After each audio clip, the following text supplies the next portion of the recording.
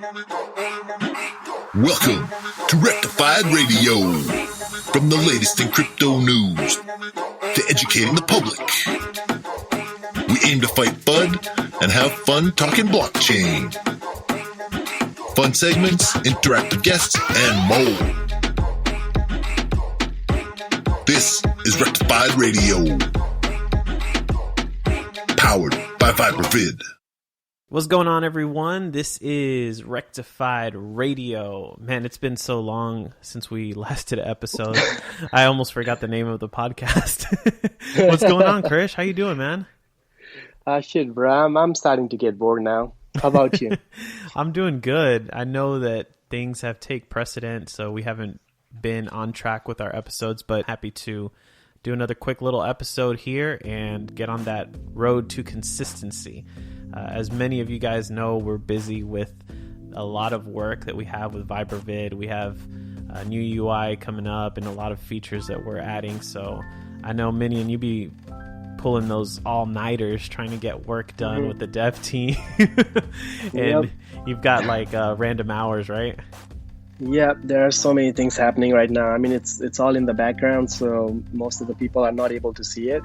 But we are going to push those to production soon, so you guys can, see it, feel it, use it.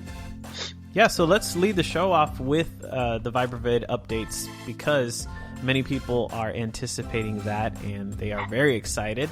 We think that we've got some beautiful imagery. And what can you say about how the look and the feel of it's going to be?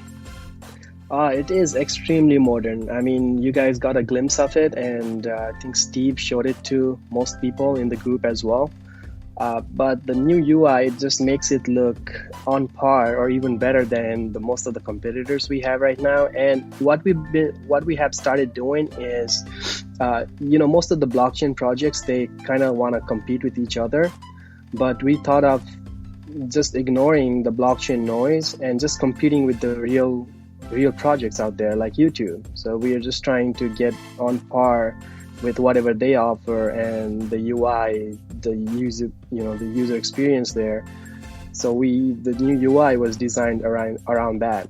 And since we also have music and video, we started doing things like, for example, the music player now works like the video player, so people can interact with the content creators better than they were used to, they were able to before.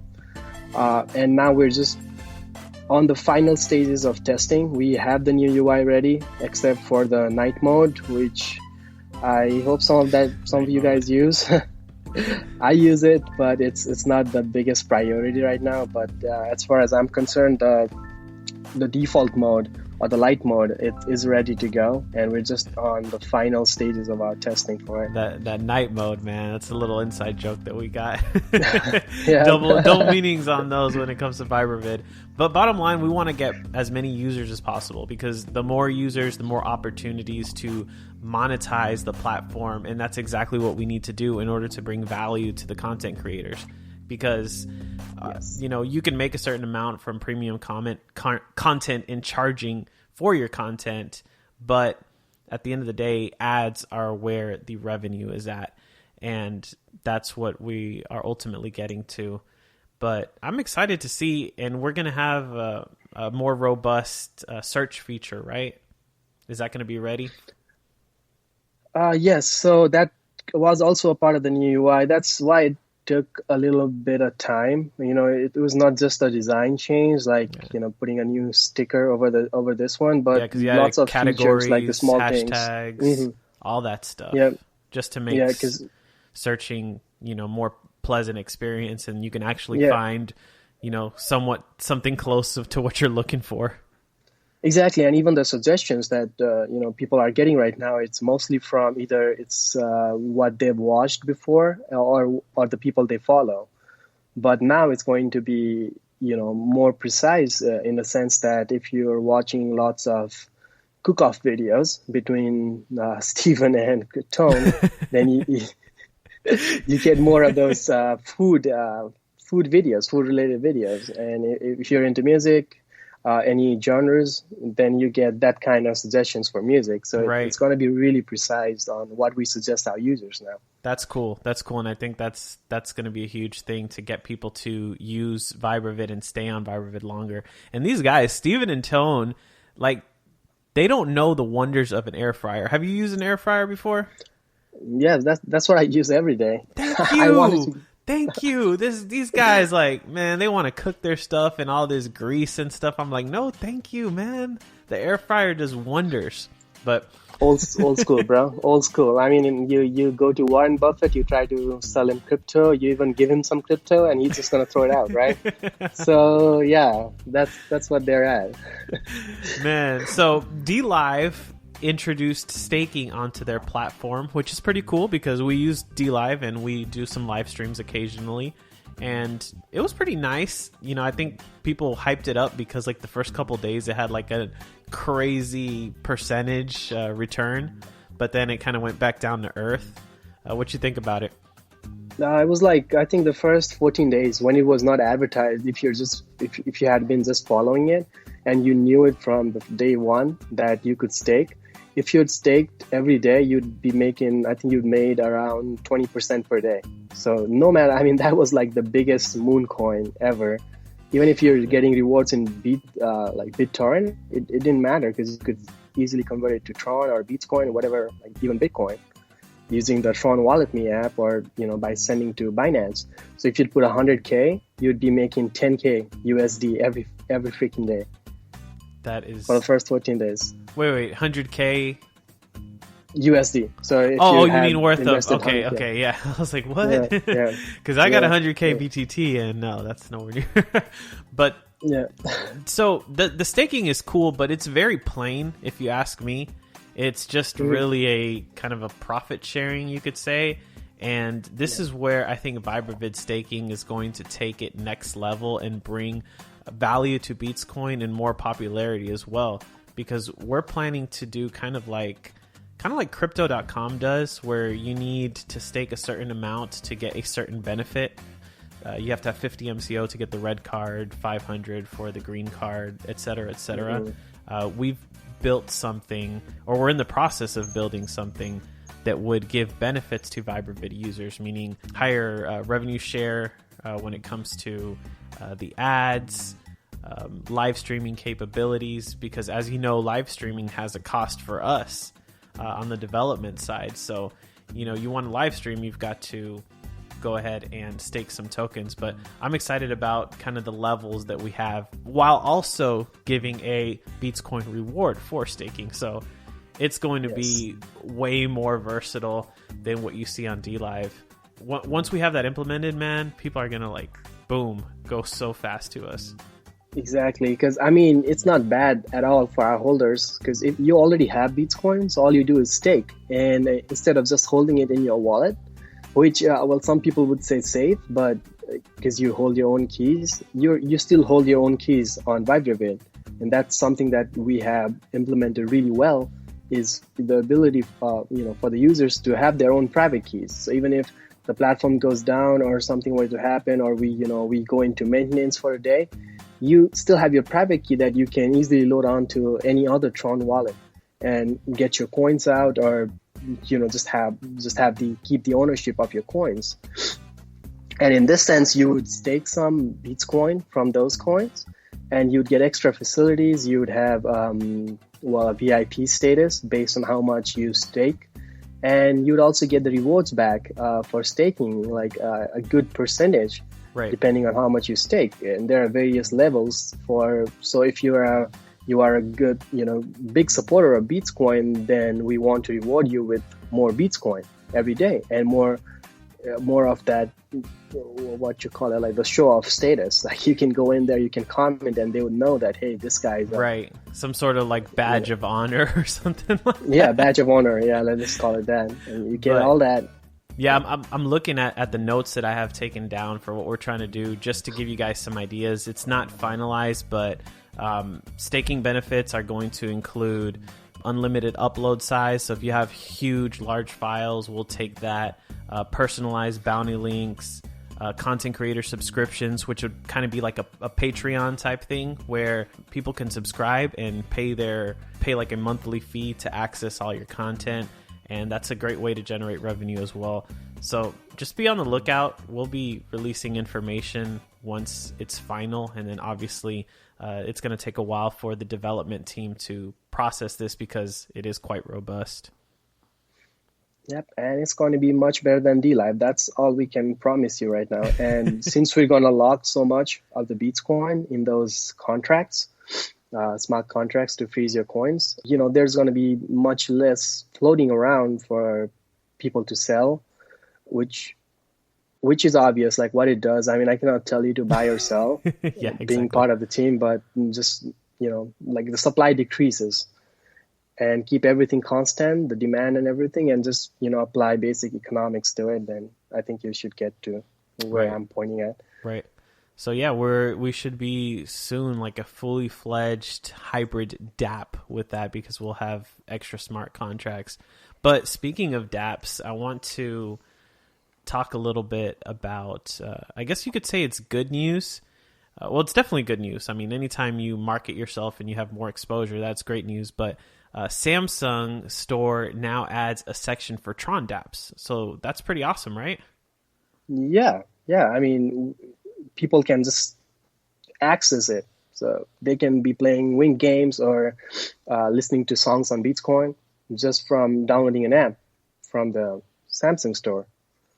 Yeah, it kind of opens up a discussion because I saw a tweet from Udi Wertheimer, and he kind of has a feeling towards Dapps, and I don't agree with him 100%, but I don't disagree with him because there's a lot of, Dapps that don't really need to be Dapps.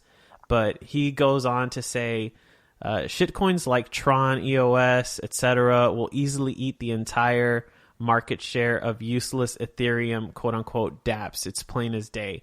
The only reason anyone would choose Ethereum is ideology, and most people aren't ideological when it comes to infrastructure. I agree 100% because Ethereum's like old tech. But he goes on to say, if you're going to build a useless dApp, come on, man, not everything's useless.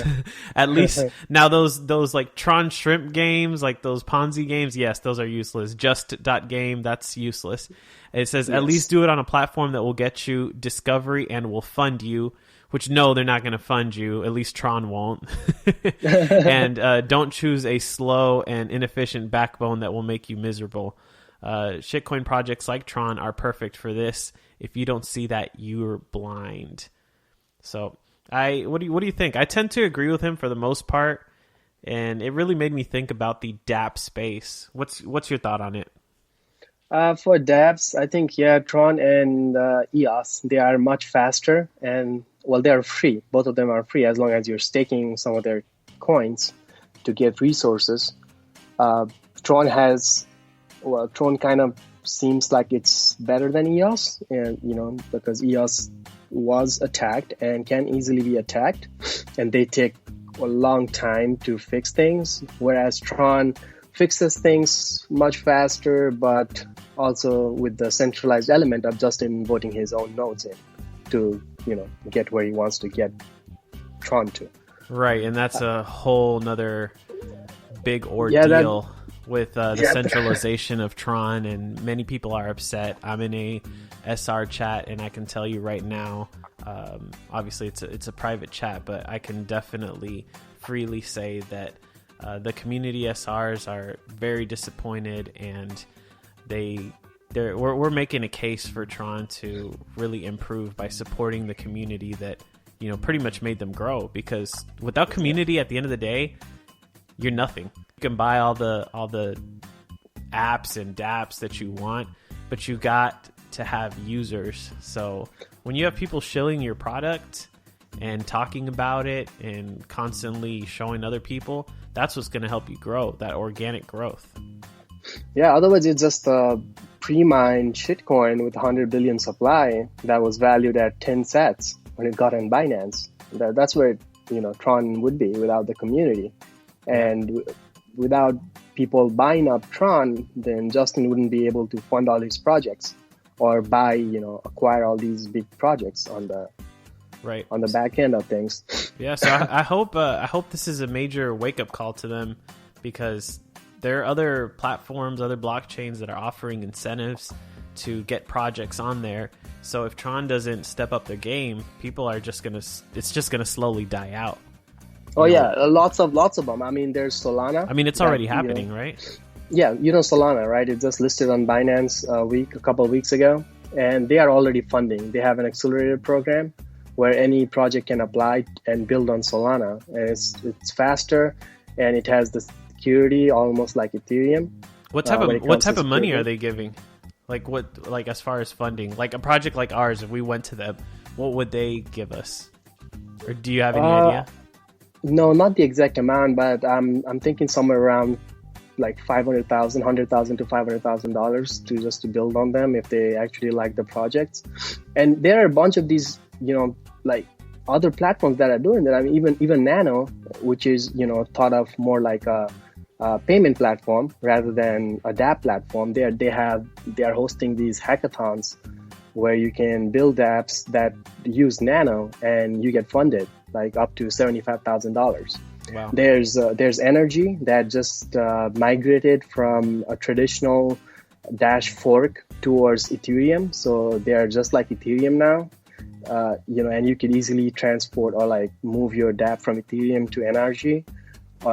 Which means you can also move your DApp from Tron to NRG, and they are funding you because they have a treasury system that auto funds itself 40% of every block reward.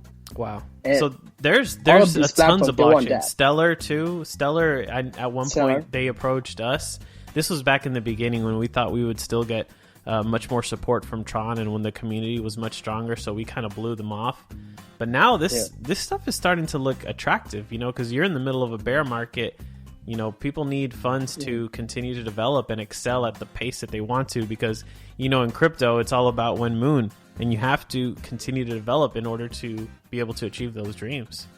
Yeah, we can keep going with the development for a few years to come, but, getting that extra funding so we can have more devs and more people in the team, like even when it comes to marketing and other stuff, so we can get there much, much faster. Kind of like, when you look at DLive, which has all the money backing of Tron, they can develop much faster than we can, even though they are not directly like one of our competitors, because they do just live streams and we are more video focused, right, and music focused. Getting these grants, to build on them, because if you look at it, there are so many projects that even Ethereum, which has so many dApps, and it's not just. And I agree to most of the things that Odie said in this tweet, but I do disagree that, most people who use Ethereum is just based on ideology. It's also based on decentralization. And when you're bringing a big DeFi project to Ethereum, or so for people who don't understand DeFi yet, if say Microsoft just wants to issue tokens for whatever, you want to buy, like gift cards. So Microsoft would give you 50 Microsoft tokens for $50, which would be their gift cards. Mm-hmm. They are not going to build that on Tron or EOS, because it's so centralized that you could easily get, Justin Sun could, or somebody with big stake could easily attack the network, have all their SRs, and mess up your tokens. They could reorg, they could, change wallets of those tokens. So there's no integrity of that data when one entity controls so much of the network's stake, I guess, for DPOS. Yeah. So that's why you go on Ethereum. That's why you see all these big projects building on Ethereum. They do not care about the speed right now, because they know they're going to be a layer 2 solution for Ethereum. There's Matic that's like going to be on top of Ethereum, like inside the Ethereum blockchain, just like the Lightning Network is inside the Bitcoin network to make transactions much faster and cheaper. So you can do that, and you can build your dApps and be ensured that there's going to be security, because Ethereum has that other projects lack. That's why it's still number 2. It's not just because you can see the market reacts based on what a project offers. So if Tron and EOS were ready to take over Ethereum, they would have taken over Ethereum's market cap. That's why Ethereum is still number 2, and big names like Microsoft, Oracle, they're all building on Ethereum for that reason of security. Now, when it comes to funding, if Tron is not funding their projects, it doesn't hurt our Bitcoin holders. We'd just be, if we have to, we could just go to another blockchain and just swap out tokens. Our tokens will still have the same value. We would be on exchanges, if not the Tron exchanges, or we could still be on both blockchains. Like you can see so many coins that are on Ethereum and also Binance, right? They are BEP2 and they're also ERC20. Whenever you go on Binance, you try to withdraw some of the coins, thematic. You can withdraw the BEP2 version or you can withdraw the ERC20. Even for Tomo Chain has its own blockchain, but it also has a version of its token on Binance Chain, BEP2. BEP2 standard. So we could get the funding from all these other blockchains that are desperately trying to get dApps and quality dApps like Vibravid on their platform. So Tron needs to, I think, start supporting their own dApps. Tron also needs to, I think Justin needs to lock up his coins in an escrow, just like Ripple did back in the day that pumped them to $3.20 or 40 cents. So that people have the trust that, okay, this guy cannot just vote in his nodes. And it's just more incentive for people to run one SR node rather than running multiple ones to prevent the likes of Binance or Poloniex, which is going to have lots of Tron now that it's coming up with staking and fees, discount, and also IEO where people need Tron to buy or get into IEOs. So I think you've honestly dropped like a ton of truth bombs in the last 5 minutes about, I love the DPOS system. I think it was a great idea, but right now it's proving to be lackluster. And you said it. It's been, 2 years now. And with Tron's development and blockchains like Tron, it would have been time already for them to overtake Ethereum. And they still aren't even close, remotely close. If anything, they're dropping in market cap. So I think there's a lot of things to consider there. Hopefully some folks from Tron will listen to this podcast and maybe get inspired. It'd be nice if Justin, did some of the ideas that you put it forth. So, yeah, man, I agree 100%. But like you said, we're going to continue developing with Vibravid and, maybe a little bit slower, but we're consistently looking for ways to gain more funding. That way we can develop faster and make not only token holders happy, more importantly users happy, because users are what make the product. Yep. And we are doing double time, to be honest. Like most of the days it's been like 16 hours of workday rather than 8 hours where you normally see. Yeah, that's true. So anyways, man, I think we'll leave it here for the day. I think we had some pretty good conversations, highlighted some key news that's been going on, and we'll definitely have a longer episode sometime next week or this week, and we'll talk more. Yeah, we can talk more about this and also about the debit cards that we need to review. We owe y'all an episode on debit cards because we're like the debit card masters, yet we still haven't done an episode on debit cards. I mean, I know we talk a lot about crypto.com because that's probably one of our favorite ones, but there are some others out there. Embly is a new player, which I've checked out. Spend, obviously, is one that Crypto Tone is not a fan of. And I know you're not much of a fan of anymore, right? No, but they did send me my new card and it works. So I'm kind of, whatever. I'm getting 6% cash back. Not bad. Right. So we'll talk. We promise you guys an episode for that. And if we don't, you can feel free to call out Minion. It'll be his fault. Yeah. All right, man. I'll take that. All right, let's end it here for today. You guys take care, be safe, stay home if you want to, have to, or don't stay home if you don't want to. Do whatever the heck you want, just don't get in trouble and don't do anything bad. Yeah, stay safe. All right, peace. Thank you for tuning into this episode of the Rectified Radio Podcast.